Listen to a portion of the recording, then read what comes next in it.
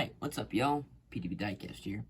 This is going to be a review on the 150 scale Joal Cat 375. This model was produced in the mid-90s, so the detail definitely isn't going to be up to par with today's models. But, with that being said, I still very much like this model. It's been on my model collecting list to get both the 375 produced by Joal and by CCM. I picked this model up for $100 on eBay, and the CCM cost $260. So this is obviously the one that I go for first, therefore I can save up for the CCM. With that being said, getting into the review, let's start off with the tracks. The tracks are plastic, although they're detailed very, very nice. They can roll very, very, very smoothly, and this is obviously a very slick surface. So, with that being said, moving up to the cab, it has a plastic cab guard and obviously a detailed interior. The decals, or stickers should I say, are very crisp and surprisingly aren't faded due to its old age. Obviously it's a red line, so I very much like this model. Moving on to the counterweight, obviously you don't have any cameras, you know, it's the 90s, what do you expect?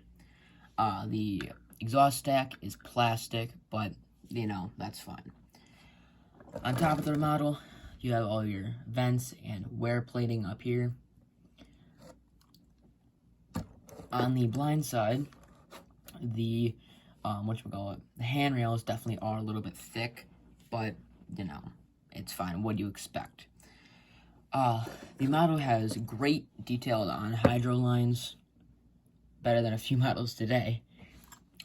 Obviously, it is plastic that is then been attached to the boom itself. Alright, let's get this model back in shot. There we go. The boom decals and or stickers, if you whatever you want to call it, look very nice and are very crisp. I'm gonna guess these are simulated lights, just obviously never really done properly. If you were to disassemble this model, they're all rivets which aren't painted, but you know, that's fine. This model has a 5-tooth bucket, and it's, you know, detailed very nicely. May add that this entire model is die-cast metal, minus the handrail, the exhaust stack, and then the cab guard. So this model definitely has a good amount of weight to it. Getting into the functionality of the model, you can see here's your bucket out motion, and then your curl in. So it definitely tucks in very tight. Here is your full range.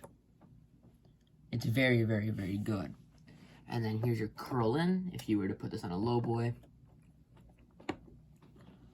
So it definitely curls in very, very nicely. Your dig depth is quite far.